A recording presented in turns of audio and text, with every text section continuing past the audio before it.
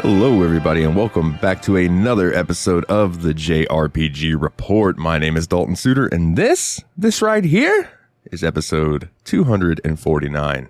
We're approaching that big old 250. Should be pretty fun. I might see if I can wrangle in a certain somebody to come talk to me on episode 250, but we'll see how that goes. I hope all of you are having a wonderful week this week. Do apologize again for there not being an episode last week. Unfortunately, we had to put our dog Daisy down. She had been battling pancreatitis and some cancer, and the cancer had come back very aggressively and spread through her body, and there was nothing much else that we could do. I probably could have gotten her chemo, but I couldn't afford it, and it only would have, given her another few months. So made that decision that nobody wants to make, and it was real rough, and I didn't want that to bleed over into the episode last week because I was very much distraught. So with that being said, if any of you listening would like to donate to the Patreon, patreon.com/JRPG Report, or if you want to donate directly to my PayPal, which is savagegawkagaming@gmail.com, all of that for at least the next month or two is going to be going towards catching up on getting the vet bills paid that are left over, and just getting things back to normal again. We got her ashes, so I got her placed up on the mantle where she belongs, where she liked to lay next to, and yeah. Anyways, so thank you for being so understanding with the show not happening last week, and yeah. Anyways, let's get off the sad stuff, and we'll get into the actual episode here. It is April 1st. It is April Fool's Day. Personally, I do not like this holiday, so I'm not going to hit you guys with any April Fool's jokes. There were some funny ones on Twitter, though, if you would like to go check them out. I believe Gematsu put together a compilation of all of the April Fool's jokes that came out of Japan. I will tell you, two of them that I can think of is that they said that there was going to be a Disgaea-based dating sim that would come out in a year like 6 billion. And then there was a Sonic the Hedgehog murder mystery like detective game, but it's real. Like, it's a joke, but it's real. You can go on Steam and download it right now for free. And Willie and Nate from my other show, the Steam Machine Podcast, downloaded it, said it's fantastic. It's way cute, and it's way better than it has any right to be. So if that piques your interest, go check that out.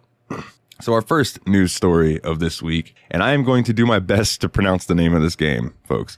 Nippon Ichi Software has revealed information about the characters and systems in Zycatrice. Zycatrice will be an RPG in which you play as a teacher who lives a normal school life. However, during emergencies, you will become the leader of a special group of students who undergo dangerous missions. As a teacher, you will have to take care of your students' physical conditions as well as teach them their lessons. And in these lessons, you will be able to help them develop skills to use in battle. The battle system will be turn-based in which you pick from your students' suggestions. Only the student you choose will move that turn, but there are some passive skills that allow non-chosen students to attack as well. There will also be a skill build element, and each skill is part of a major, and learning a skill requires your students to meet certain conditions. For example, in order to learn Resurrection, you'll need to be part of the Healing Arts major and have 44 concentration and 53 logic. Though you can give your students any skill you want from the 300 that are in the game, they have their own strengths and weaknesses.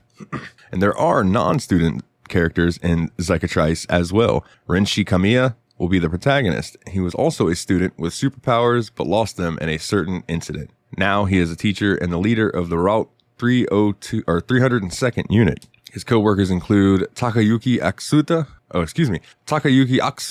who is the squad leader of the AUT, and Rui Aksu, who can use a special gadget called the CUAD to help students overcome emotional scars. Zycatrice is in development for the PlayStation 4, PlayStation 5, and Nintendo Switch. No love for PC, I see.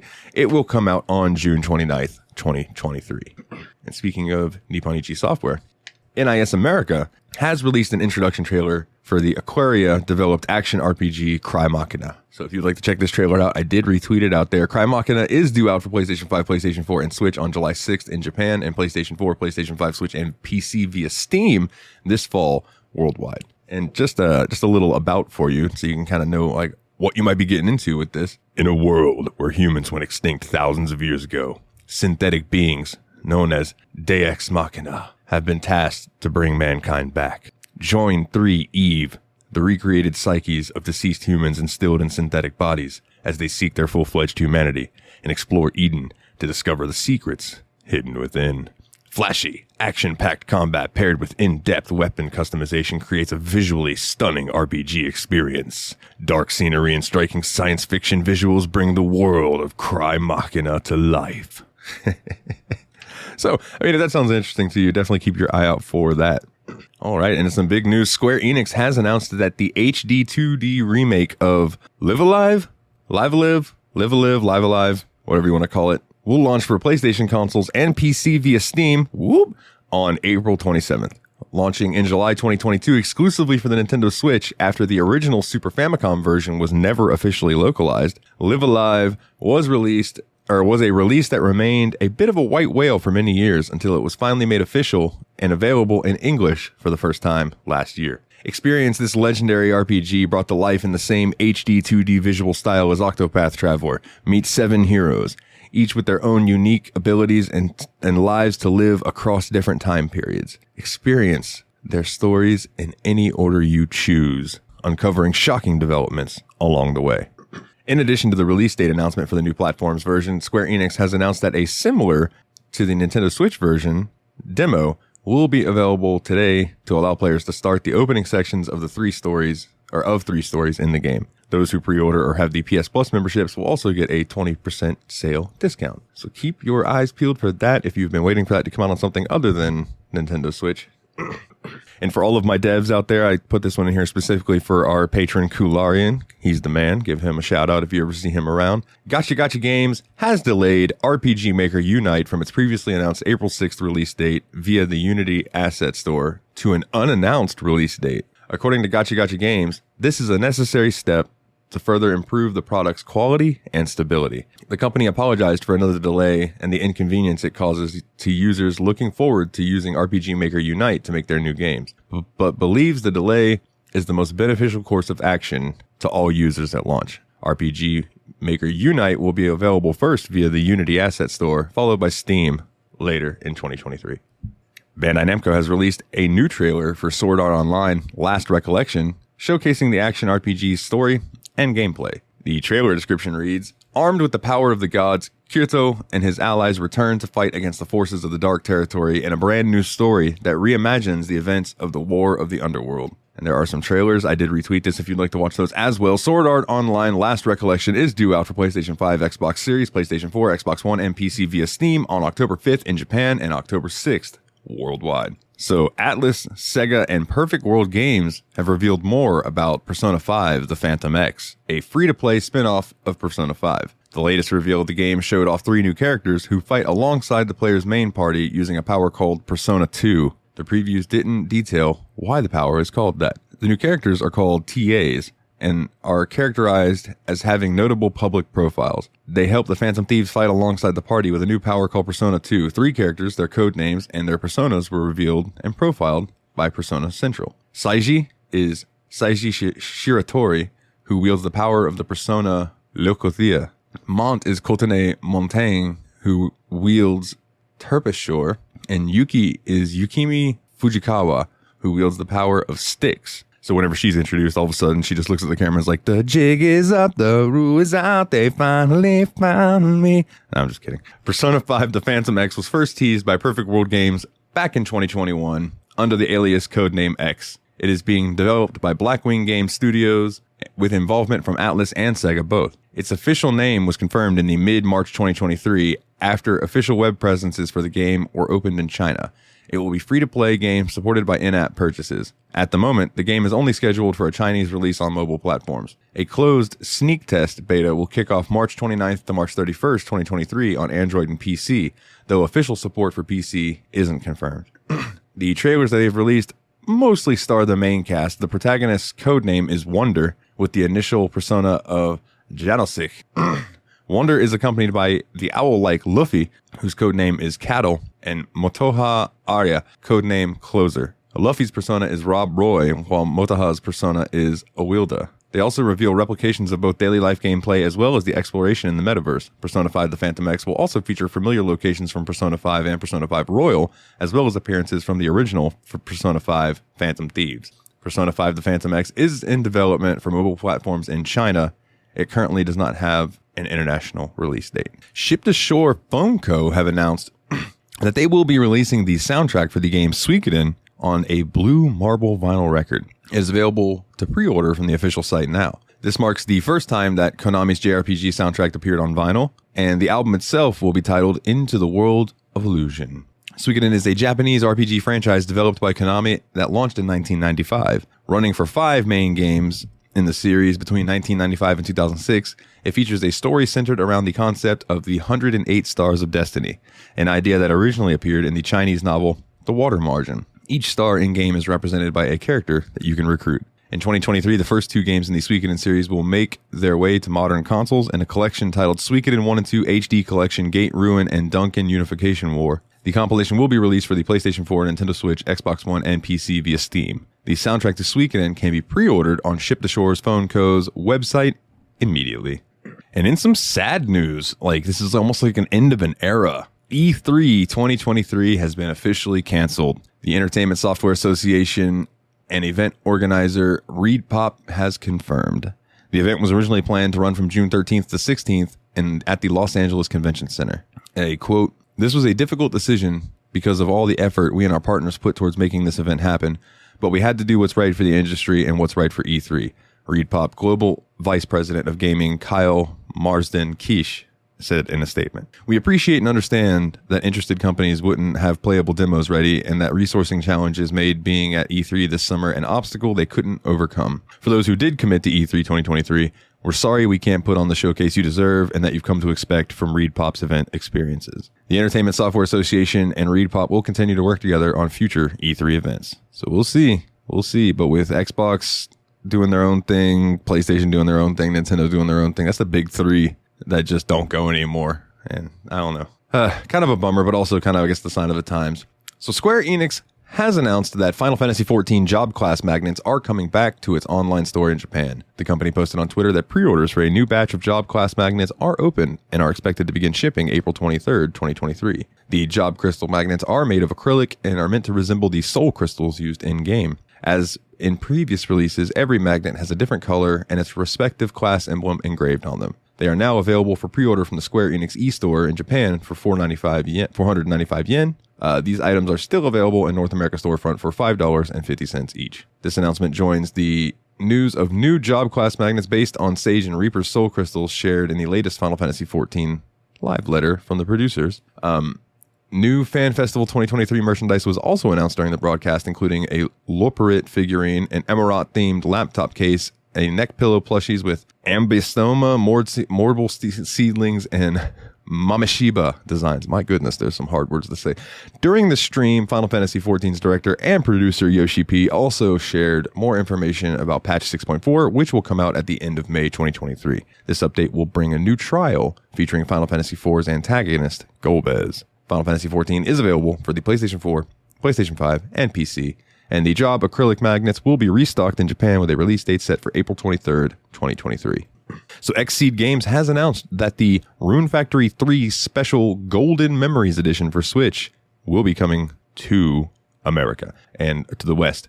Priced at $79.99, the Rune Factory 3 Special Golden Memories Edition includes the following: a custom outer box featuring an original illustration based on the game's anime opening, Rune Factory 3 Special Switch game card and case, an acrylic standee featuring protagonists from Rune Factory 3 Special, Rune Factory 4 Special, and Rune Factory 5 measuring 6 inches wide and 4 inches tall, an original CD soundtrack, a custom 5x8 inch planner containing in-game seasons in addition to a real-world calendar, an exclusive downloadable content swimsuit mode allowing for characters to appear in their swimsuits year-round. All physical pre-orders through Xseed Game Store will also include the option to bundle the game with a golden woolly keychain, modeled after Micah's sheep form, for an additional $5 while supplies last. So if you are interested in that, keep your eyes out. So Final Fantasy XI producer, yes, Final Fantasy XI still going strong. Yuji Fujito recently talked to Famitsu about becoming the producer of the game, as well as continuing his position as director, his vision for Vana'diel in 2023, and the new dynamic of the Final Fantasy XI team going forward. Fujito said that his newfound role as both director and producer is not going to change the dynamic or his workload. Fujito also shared that the team received a lot of motivation after the Final Fantasy XI 20th anniversary and the Grand Blue Fantasy collaboration. Some plans for the future of Vana'diel includes revitalizing the game by focusing more type of seasonal events, developing new content for Records of Eminence and Ambuscade battles, and allowing the game to be supported by many PC environments. Fujito also talked about the particularities that the team behind Final Fantasy XI experience in regards to their career path. Most of the current Final Fantasy XI team has been working on the game for most of their career, so the motivation behind seeing your work translate to a new product being launched and working on new technology is something that the team is missing out on. In addition, the technology used in Final Fantasy XI has been outdated for a long time. As a result, as produced, Fujito plans on a smaller number of workers focusing exclusively on Final Fantasy XI and would like for some of the team members to work concurrently in other departments within Square Enix. This would be enriching for them, the company, and their continued work on the Final Fantasy XI in return. On March 22nd, 2023, the company announced that Final Fantasy XI producer Akihiko Matsui would be stepping down and Fujito would resume the role of producer while continuing to serve as the director. Final Fantasy XI is readily available on PC, but the PS2 and the Xbox 360 versions of the game are no longer supported. So in some news that kind of surprised me, on March 31st, 2023, Ryutaro Ishimura, producer of Dragon Quest VIII and Dragon Quest IX, announced his departure from Square Enix on his personal Twitter account. In the lengthy message, the video game developer explained that his trajectory on the Dragon Quest series at Square Enix alongside his reasons for leaving the company. I will be 47 years old this year, and I have started to count down how many more games I will be able to make in my lifetime. Since nowadays it takes 3 to 4 years to make one game, and in order to die without regrets, I have to think carefully about each game I make. Ichimura also noted that he thought carefully about his decision and ultimately chose to leave Square Enix to push himself into a higher risk environment and explore what could come of it. Ishimura also cited wanting to be more free in his thinking and not being able to enjoy being able to enjoy himself more in his next projects. In a melancholic anecdote, Ishimura mentioned having found a copy of his resume he used to apply for Square Enix. He noted the reason that he wrote for wanting to join was because I love Dragon Quest. Ryutaro Ishimura worked as the producer of Dragon Quest VIII, considered by many to be one of the best and most influential games in the series. In addition, Ishimura also acted as a producer of Dragon Quest IX, which garnered a cult classic status among the fan base, alongside producing the television game Kenshin Dragon Quest. Other titles that Ishimura cited to have worked on include Dragon Quest Monster Battle Road, the mobile game Dragon Quest of the Stars, the Dragon Quest 30th Anniversary Project, the second Dragon Quest Adventure of Dai anime series, and the Chosuko Henkei Gyrozetter series. So we wish him the best in his future endeavors. This next one, real short story. Final Fantasy XVI, gone gold. That means the game is finished development and is ready for mass production, and it is due out on PlayStation 5 June 22nd. Get hyped. Oh man, I should have included this earlier when I was talking about Final Fantasy XIV. It's my bad. But Final Fantasy XIV's Stormblood, the second expansion for Final Fantasy XIV, is free to acquire for a few weeks. On March 27th, 2023, Square Enix announced that the digital download version of the expansion will be available free of charge for those who own or buy the starter edition of the game. The offer ends May 8th, 2023. According to Square Enix post on its support site, players need to own or purchase the starter edition of the game, either via the retail purchase, through Steam, or through Square Enix online store. The starter edition functionally identical to the free trial edition and contains both the base game, Final Fantasy XIV A Realm Reborn, and Heaven's Ward, the first expansion. It also includes a 30-day subscription period with a purchase. Redeeming the digital copy of Stormblood will require players to acquire a code from Steam, Square Enix's online store, or the PSN store. During the promotional period, the purchase will be free. For PC and Steam, they'll also have to register the code on the MOG station to attach it to their service accounts. The Steam version of the game is treated separately from the Windows PC edition, so players should also make sure to get their codes for the correct platform. Additionally, Square Enix has revived its free login campaign promotion, which also lasts until May 8th, 2023. It is open to players who have previously purchased or registered a copy of Final Fantasy XIV and whose services accounts have been inactive for at least 30 days. The free login period will last for 4 days from the time the users first log in during the campaign. Final Fantasy XIV is available on PC, PS4, and PS5. And this last one, I saved this last one for the last story because I'm not 100% sure this is a JRPG, but it looks really cool, so I wanted to bring it up anyway. But Dangan Entertainment and Moonlight Games have released a new gameplay trailer and screenshots for Hunt of the Night. Hunt of the Night is a gothic pixel art action RPG inspired by The Legend of Zelda, Bloodborne, and Silent Hill. The gameplay overview video description and screenshots can be found below on this link that I did retweet via Dangan Entertainment. Hunt of the Night is set to release on April 13th for PC. Console versions for PlayStation, Xbox, and Nintendo Switch are planned for a later date. Dangan Entertainment and Moonlight Games have revealed the never-before-seen gameplay footage and screenshots of Hunt of the Night, a dark fantasy action RPG that is a love letter to The Legend of Zelda and Bloodborne. The gameplay video gives us a sneak peek at new enemies, the Hunt of the Night overworld, and the Barclay Sanitarium dungeon. The overworld in the Hunt of the Night opens up after the players have progressed a certain amount in the game.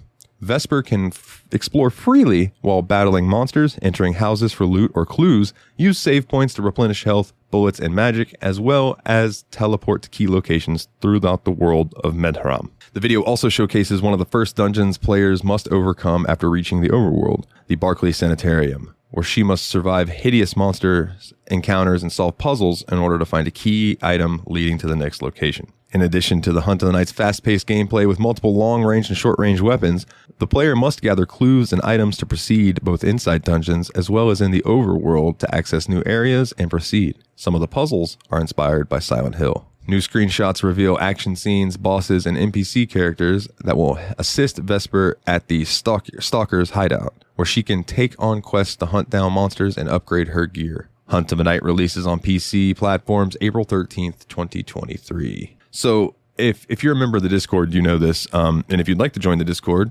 chip $1 into the Patreon and come join the Discord, man, and be part of the crew. But I've mentioned before that I really, really, really want some more goth style games to play. I love the gothic aesthetic. It's my thing. And I'm very excited about this. So I wanted to include it. Maybe there's somebody out there who also has their interest piqued by this. But yeah, that was going to do it for this week's episode. So let's run through the house cleaning here at the end, and then we can get out of here. If you would like to check us out over on Facebook, it's facebook.com/the JRPG Report. If you want to plug us, if you want to plug us, you can too. But I mean, if you want to check us out over on Twitter, at JRPG Report. If you would like to support the show, patreon.com/JRPG Report. And all of the funding from that for the next month or two, like I said, is going to go towards paying off bet bills. I can't talk, ladies and gentlemen. It's been a rough year so far. Vet bills. And if you would like to donate directly to that, savagegawkagaming@gmail.com on PayPal. I have it in the episode descriptions. It would mean a lot. You don't have to. I'm not requiring it of anybody, but it would mean a lot to me and my family to have that little bit of help from listeners. Patreon.com/the JRPG Report. Like these wonderful people that are patrons of the show and have been for a very long time: Jake W., Jordan K., Kularian, and MasterLoot. Appreciate every single one of you very, very much. And if you would like to check out my other show, the Steam Machine Podcast, feel more than welcome to. Was a bi-weekly PC gaming show where we go through our backlogs of all the games that we have acquired on Steam, be it through bundles or buying it on sales or whatever. I have a lot of Steam games, ladies and gentlemen. A metric crap ton. And this next episode that we're going to be recording this coming week is on No Man's Sky. So if you want to hear about that game and how it was when it first came out compared to how it is now, tune in to that one. It should be coming out next week. So that's going to about do it, man. It's April 1st.